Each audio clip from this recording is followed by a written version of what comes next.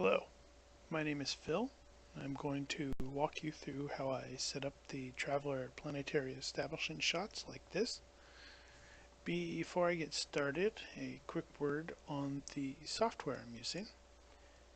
Inkscape is a free vector-based graphics editor. It's the poor man's Adobe Illustrator, if you will. I will make sure to include a link in the description. As of the time of this recording, which is late October 2017, the latest version is 0.92, and that is what I used to do this work. I don't doubt that you could do this in Illustrator as well, or heck, any vector-based editor, but that exceeds the intent of this video, and some of the data in my SVG file may not carry over. To properly get started, you'll need an appropriate planetary image. You'll want to try to find a widescreen image of fairly high quality if possible, but the widescreen part isn't really a deal killer, as you can just resize the image in the process. Finding a simple static planet image is pretty easy, so I intentionally look for images that are more dynamic than that. In this scenario, I was planning on doing capital.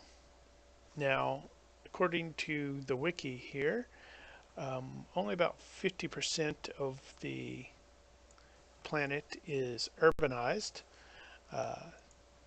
but that's going to be kind of hard to find with regards to images, so I'm going to use Coruscant from Star Wars as the background.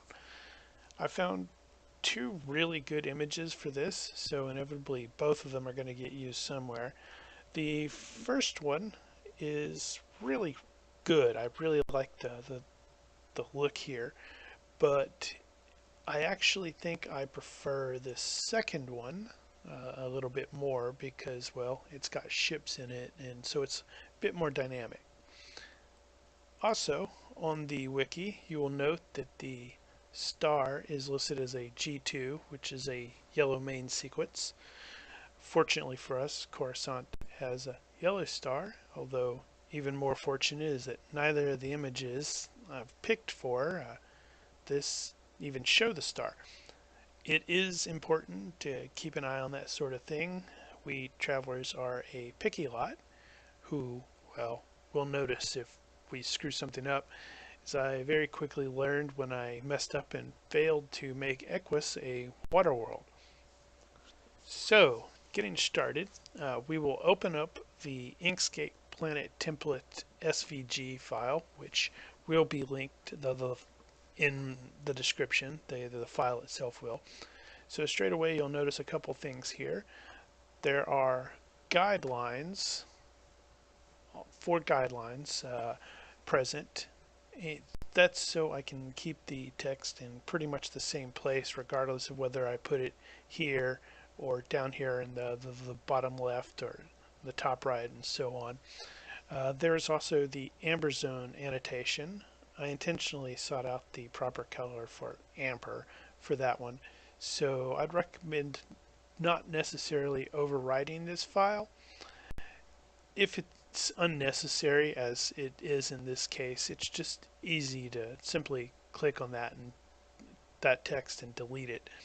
And if it's a red zone, well, you can just click on it and click down here and change it to red. So there are 2 layers present. The text layer, which is what we are currently on, and that's where, well, the text is. And then we have layer 1, which I really should have renamed system image or something.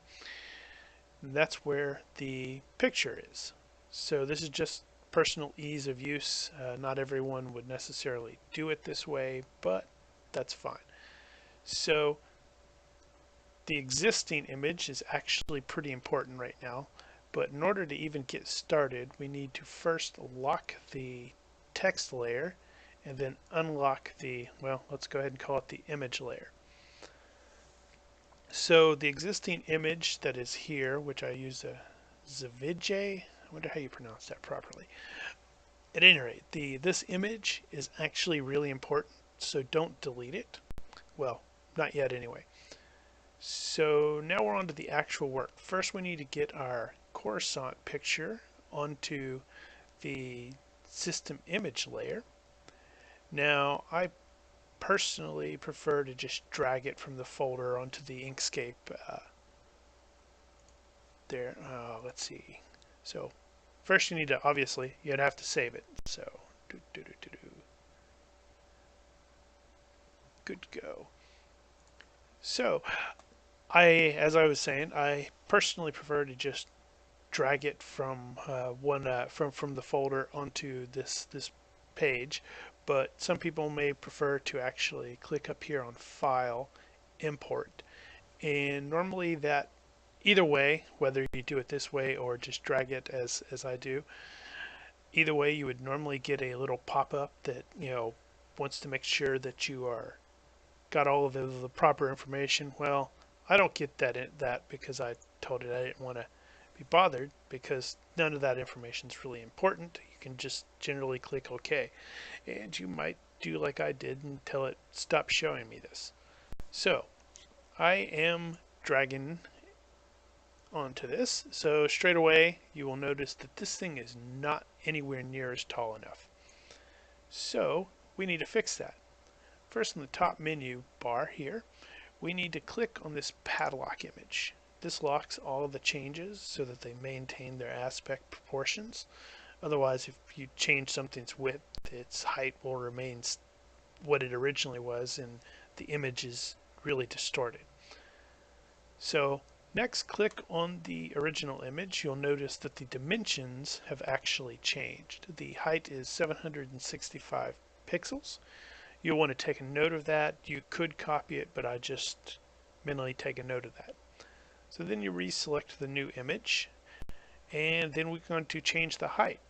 Now you could just go for 765 to match it exactly, but I generally go for a little bit larger just to ensure that it overlaps my existing borders. So I will go with 775 and hit enter. Now don't worry about the width no longer matching. That's perfectly fine. So we will now reposition the image. You can use the align and distribute options down on the right, where in which case you would select both and then select like align top edges, or you can just do it by eyeball. If you do use the align, after you're done you'll want to click off of it so you're no longer selected both.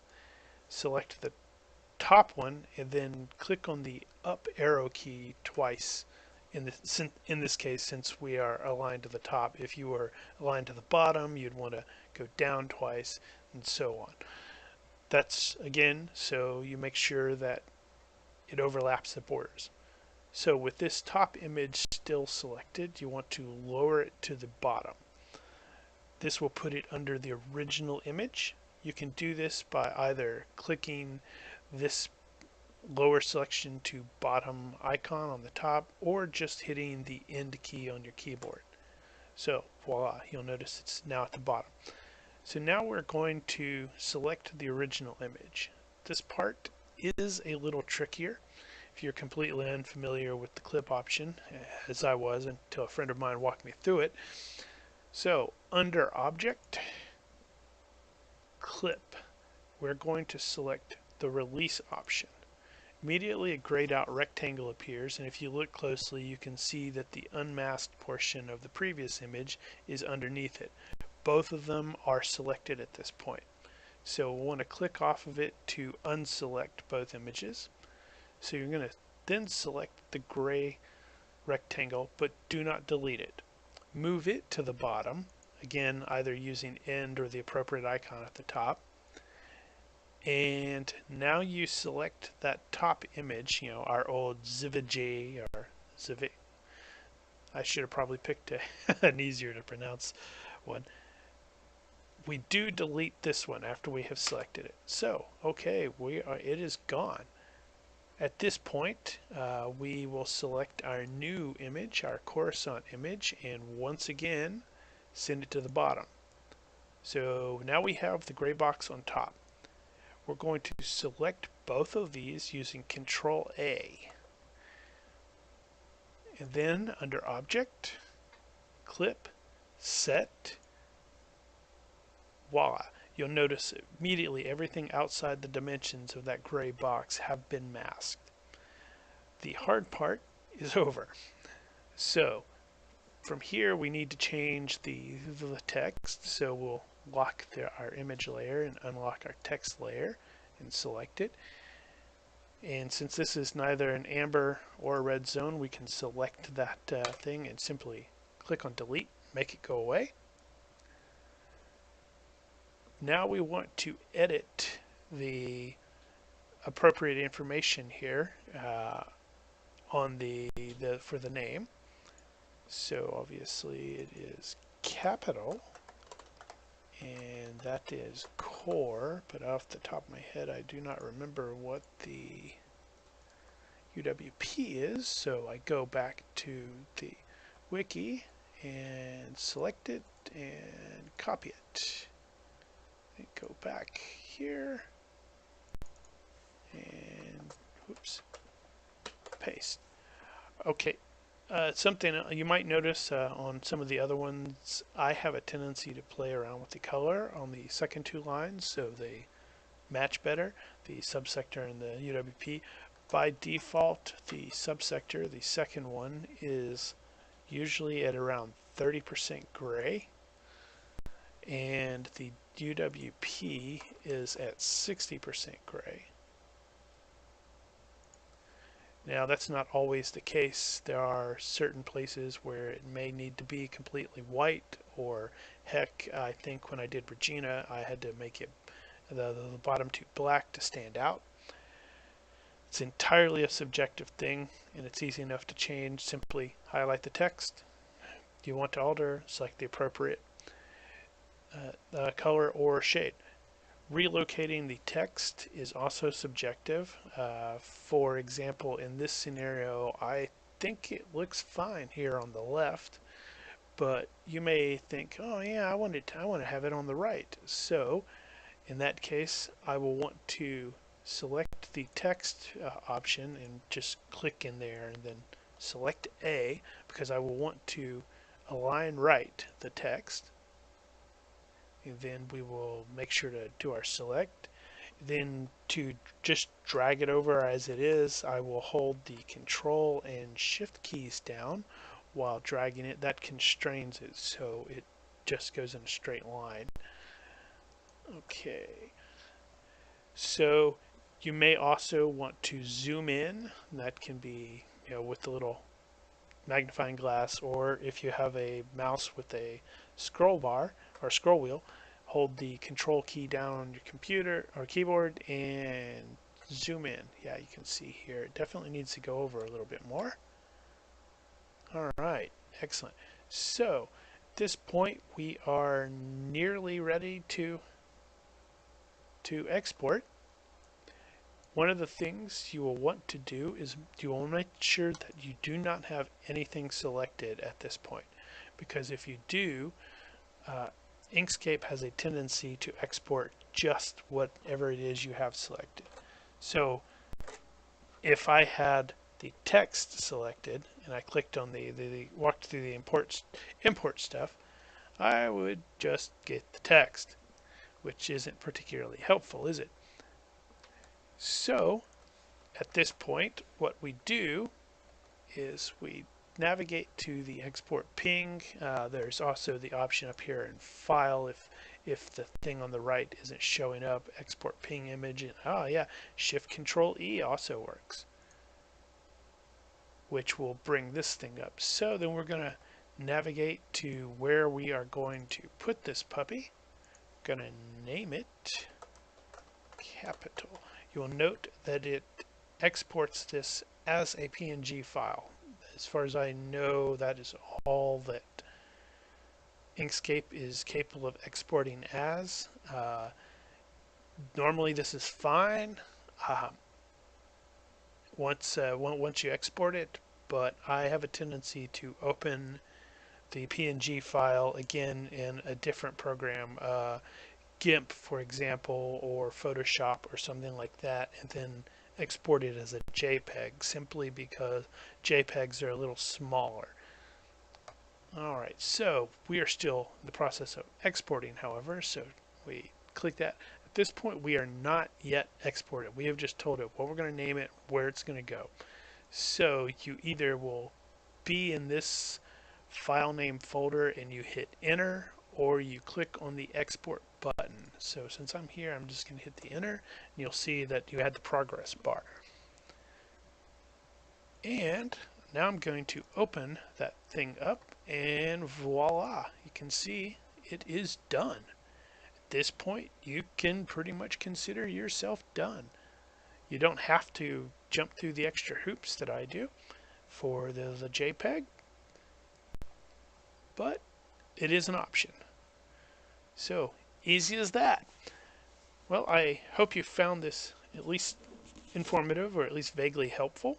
If you have any comments or questions for me, feel free to ask, and happy traveling.